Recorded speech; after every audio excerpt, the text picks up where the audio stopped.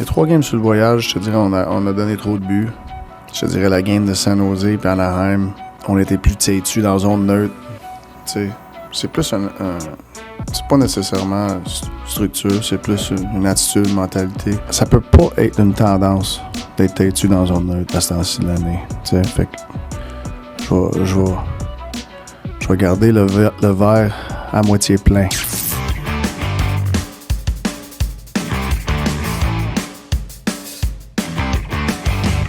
What's up tout le monde, c'est ton boy Max. Le Canadien a des problèmes en défense.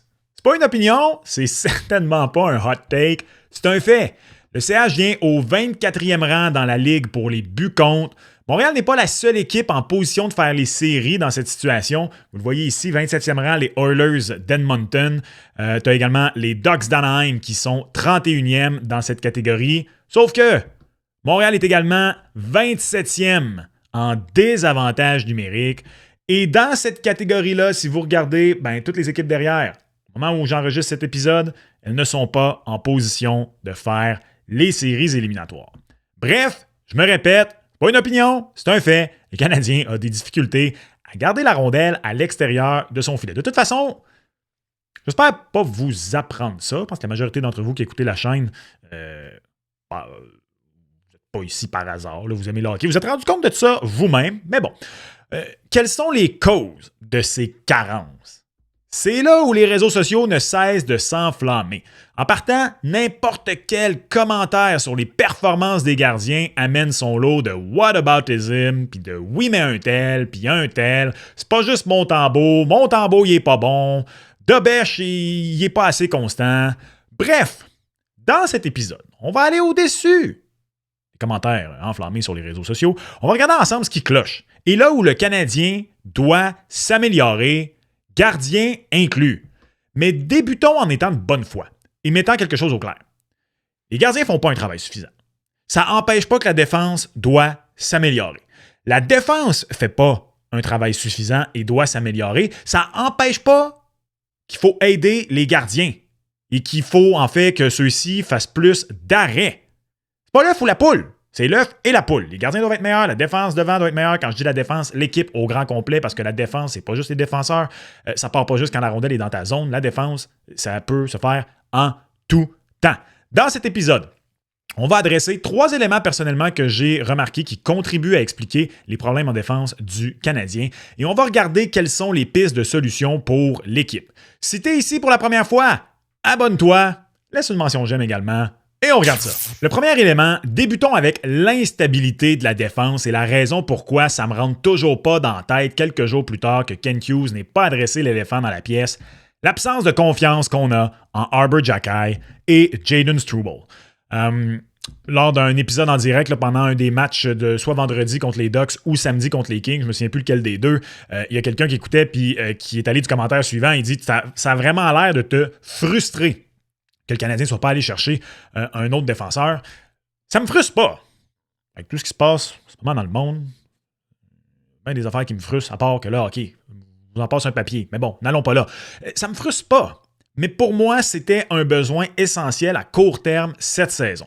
Dans les premiers mois de la saison, lorsqu'ils étaient dans l'alignement, Struble passait en moyenne 15 minutes 12 sur la glace. C'était pendant la blessure à Kaden Guhle, il faut quand même le mentionner. Et il jouait majoritairement avec Lane Hutson. Plus par obligation qu'autre chose. D'ailleurs, Xhekaj, durant cette période, jouait 11 minutes 44. Depuis le 1er février, il n'y a pas eu beaucoup de matchs avec la pause et tout ça, mais quand même, c'est 10 minutes 39 de temps de jeu pour Struble, 9,31 pour Xhekaj.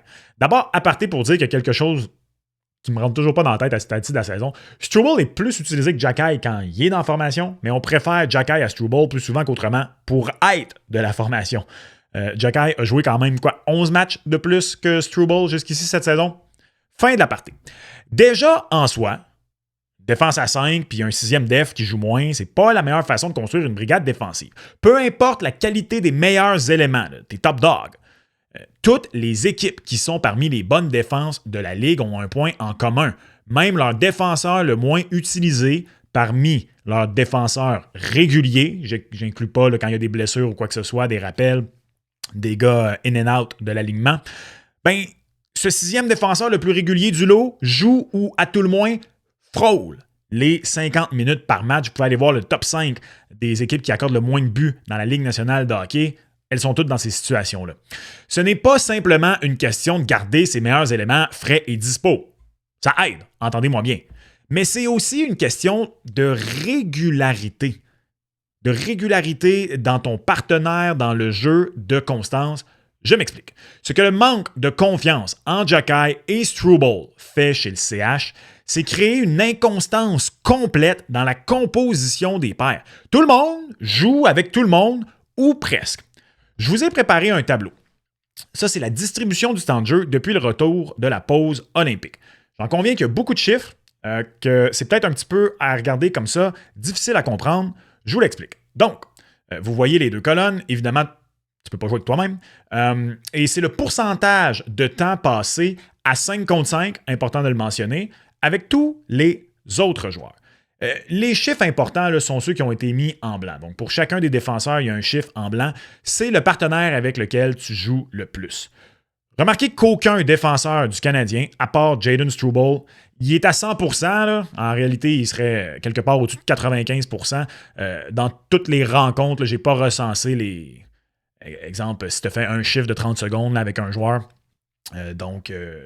c'est grosso modo arrondi, là, c'est ce que j'essaie de vous expliquer. Struble n'a pas passé littéralement 100% de son temps à 5 contre 5 avec Carrier, mais il a passé la très très grande majorité, à part quelques présences ici et là. Bref, aucun des défenseurs réguliers, les 5 défenseurs réguliers du Canadien, ne passaient au moins 80% de son temps avec un même partenaire. Celui qui a passé le plus de temps avec le même partenaire, c'est Kaiden Guhle, vous le voyez, qui passe 78% de son temps avec Mike Madison. Et même à ça, regardez après ça, son utilisation avec Dobson, Hudson et Carrier est quand même élevée.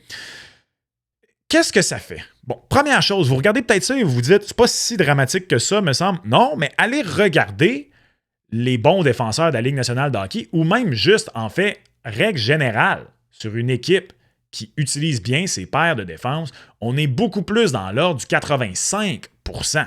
Même plus élevé pour les défenseurs moins hauts, souvent, à titre d'exemple.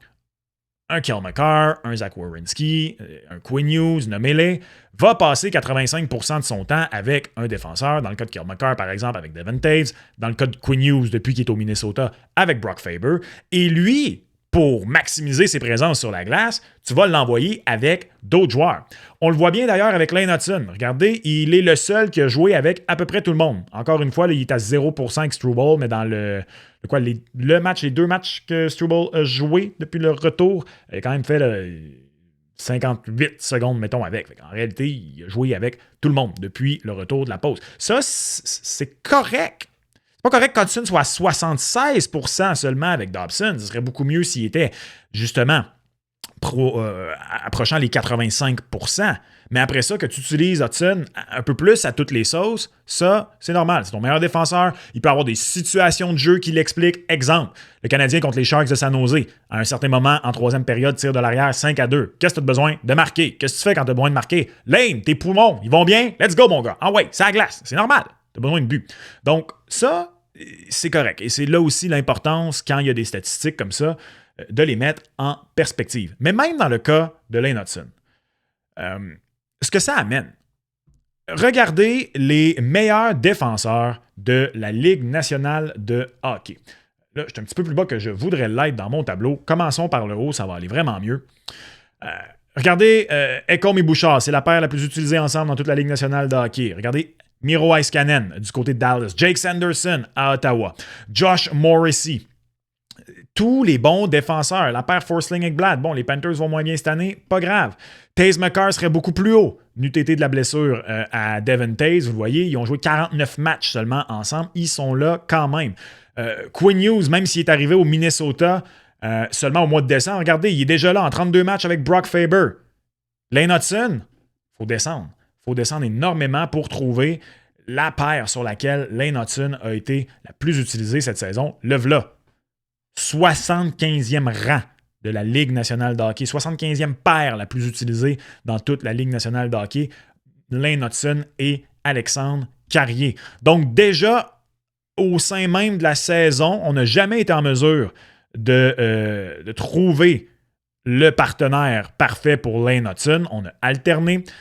Et même maintenant qu'on le fait, parce que ça, je ne vais pas être hypocrite là-dessus, j'ai littéralement un épisode où je dis que Hutson, Dobson, je pense que ça marche, faisons Goulet, Matheson. Mais même maintenant qu'on le fait, on n'a quand même pas assez de régularité au sein de nos paires pour vraiment que ça devienne une paire d'automatisme. Qu'est-ce que je veux dire par automatisme? Ben, une simple stabilité des paires au sein même des rencontres, ça viendrait déjà contribuer à une meilleure défense, j'en suis certain.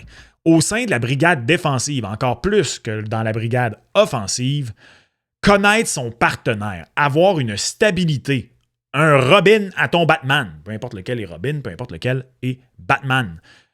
Le connaître comme le fond de sa poche, c'est un élément clé. Les jeux en défense peuvent être rapides lorsqu'il y a des dégagements. Récupération de rondelles, les automatismes, savoir exactement où va être ton partenaire sur le positionnement. Et quand je parle de positionnement, c'est même pas juste en possession de rondelles. Des fois, c'est lorsqu'on n'a pas la rondelle. Si tu es le partenaire régulier de Lane Hutson et tu sais exactement comment il joue, tu sais qu'il va attaquer, des fois, il va peut-être pincher à bleu pour garder une rondelle en zone offensive, bien, toi, tu te sacrifies un petit peu déjà. Tu es un petit peu plus en retrait, tu reviens un petit peu plus au centre pour assurer qu'on soit capable de couper une relance rapide de l'équipe adverse. Bref, déjà, là, même pas dans le jeu, dans l'utilisation des défenseurs, plus de stabilité dans les paires, ça aiderait grandement. Et malheureusement, je ne pense pas qu'on va y arriver cette année parce qu'on n'a pas fait l'acquisition à la date limite des transactions, à moins que on y revient dans les pistes de solutions. Maintenant, deuxième élément, Montréal est la pire équipe de la LNH pour encaisser des buts lorsque l'adversaire a retiré son gardien. Une facette d'ailleurs qui montre un des problèmes du Canadien. Box out! Que vous ayez joué au hockey, au basket, au soccer, peu importe, même dans certaines positions au foot américain / canadien, c'est utilisé. Vous connaissez, bref, cette expression. Regardons maintenant deux des buts qu'on doit retenir dans les dernières rencontres. Deux buts justement marqués alors que le Canadien se défendait à 5 contre 6. D'abord, celui d'Endersley par les Islanders de New York. Vous le voyez, il reste 1 minute 42. Le Canadien mène 3-2. 6 joueurs sur la glace. Regardez le tir qui est pris de l'enclave. La pression est mise juste là. Je suis pas mal sûr et certain que c'est Philippe Danault là, qui est là. Mais regardez devant le filet. Regardez Mike Madison et Noah Dobson, qui touchent absolument pas aux deux joueurs des Islanders. Tu as donc Monty, 2 joueurs des Islanders, cachés derrière tes 2 défenseurs. Et ils sont là, ils chillent, on leur touche pas. Regardez Matheson et Dobson qui sont là, regarde le tir qui va être pris, puis ben, on fait quoi?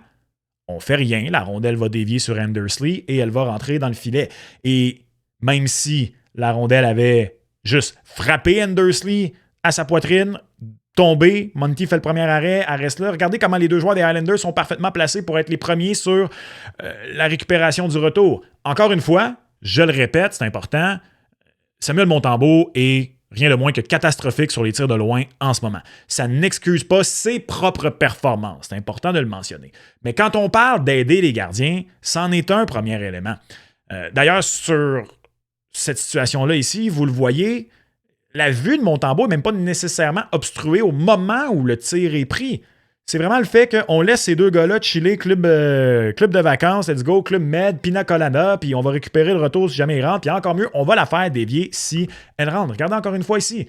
Regardez, là, ça, une fraction de seconde plus tard, au moment où le tir est décoché, Endersley, à peine pendant une fraction de seconde, vient essayer de déranger Monty, se tasse après ça. Pour ne pas être frappé par la rondelle, il l'a fait dévier. Égalité, le Canadien s'en va perdre en prolongation. Même chose contre les Ducks d'Anaheim.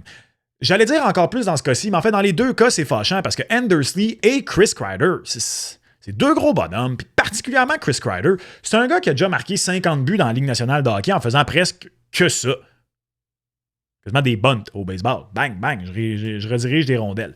Alors, regardez encore une fois, déjà ici, d'abord, le bon Trouba a tout le temps au monde pour faire ce qu'il veut. Regardez les 4 joueurs des Ducks, regardez les 4 canards comme ça qui chillent devant, sans même inclure Chris Kreider. Et là, approchons-nous parce qu'on remarque une chose, on le voyait sur l'autre élément aussi, au moins ce coup-ci, Matheson a le réflexe de vouloir prendre Kreider. Le problème, il boxe pas out, il boxe in. Et donc, Kreider, ça change absolument rien, lui. Si tu le pousses vers le gardien, dans le pire des scénarios, c'est toi qui vas l'avoir poussé sur ton gardien, pas d'obstruction sur le gardien. Alors, encore une fois, Chris Kreider, chill, absolument aucun problème. Regardez cette vue renversée-là. En plus, on s'en va du côté des Ducks facilement tenter d'obstruer la vue de Samuel Montembeault. Encore une fois, et particulièrement dans ce match-là, la performance de Montembeault sur les tirs de loin a été « Ah, d'où Jésus !» catastrophique. Mais s'il y en a un que tu peux lui excuser, ben c'est celui-là parce que la façon dont Chris Kreider a simplement tellement facilement fait dévier cette rondelle qui s'en allait frapper Montembeault dans le plastron, ça, c'est en raison du travail des défenseurs. Et en fin de match, comme ça, c'est souvent Noah Dobson et Mike Madison qui sont sur la glace pour tenter de conserver l'avance. On peut se poser la question, est-ce que c'est vraiment la meilleure des solutions? Est-ce que d'avoir Caden Goulet systématiquement, qui déjà est plus enclin à vouloir jouer du Sherwood devant le filet, serait pas une meilleure idée? Je ne fais que poser la question parce que pour ce qui est du box-out, à n'importe qui voudrait répondre « C'est là que ça te prend, Jacky! » Non, tout respect pour Arbor Jacky. J'ai absolument rien contre Arbor Jacky. J'aimerais bien ça qu'il devienne un vrai bon défenseur dans la Ligue nationale de hockey. Pas Arbor Jacky que tu veux à 5 contre 6 alors que tu veux protéger une avance d'un but. Et finalement, on ne s'éternisera pas sur le troisième point là, pour améliorer la défense. Oui, les gardiens sont un problème. Les gardiens sont un problème. Je pense pas qu'ils sont le problème aussi catastrophique que plusieurs le prétendent. Mais ils sont un problème. Jakub Dobeš, personnellement, je suis à l'aise avec ses performances d'ici les séries. On a vu pourquoi dans la victoire contre les Kings de Los Angeles, oui, le but du coin de la patinoire, c'est un but qu'il voudrait revoir. C'est pas grave. Si vous avez écouté la rencontre ou même les après-matchs, les deux, la rencontre contre les Ducks et la rencontre contre les Kings,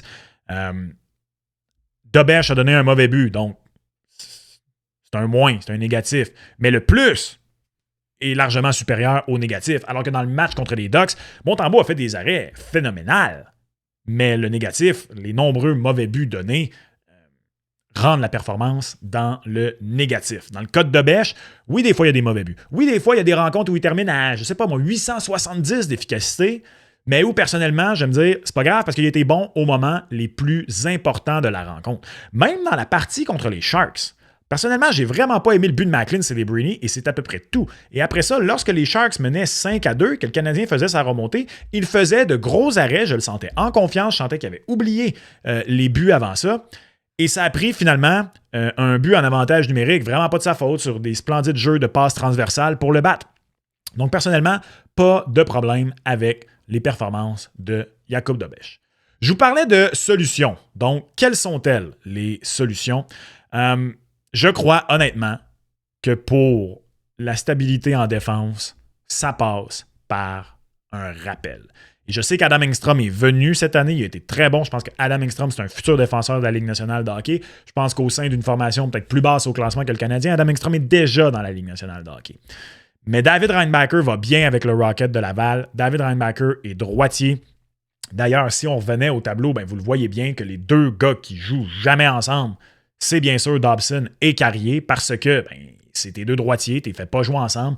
Déjà, je l'ai souvent dit et je le répète, la fixation sur le nombre parfait de gauchers-droitiers est parfois un peu trop exagérée à mon goût, mais à d'autres moments, tu n'as pas le choix de le reconnaître dans une situation comme celle du Canadien. Peut-être que d'avoir un David Reinbacher, qui peut-être pas tout de suite en partant, mais en qui tu aurais confiance pour 13, 14, 15 minutes, pour faire en sorte que justement, quand tu utilises, que ce soit Lane Hudson, que ce soit Mike Madison, même si c'est Noah Dobson en fin de match, dans des situations précises, que ce soit de protection d'avance, d'aller chercher un but ou quoi que ce soit, puis là, eux, tu mix and match, mais au moins pour la majorité de ton temps, pour une première période, une deuxième période. Martin Saint-Louis parle souvent de venir par vague, mais malheureusement, il ne peut pas venir par vague avec sa défense parce que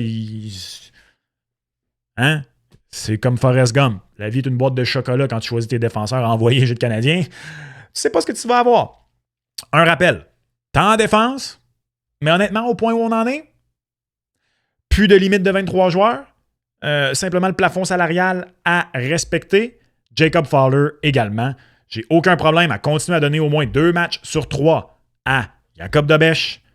Le moment où ça a mieux été pour les gardiens du Canadien dans la saison, même si plusieurs détestaient ça, c'est lorsqu'il y a eu le ménage à 3. Si au moins ramener Jacob Fowler pour foutre le feu sous les gardiens, puis recréer une espèce de compétition, il ne reste plus une soixantaine de matchs. Là. Il en reste 20.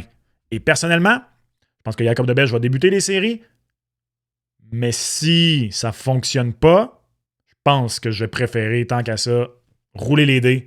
Puis let's go, mon Jacob. Peux-tu nous faire un Cam Ward 2006? J'ai failli dire 2007 pendant un instant. Ouh, m'en viens vieux.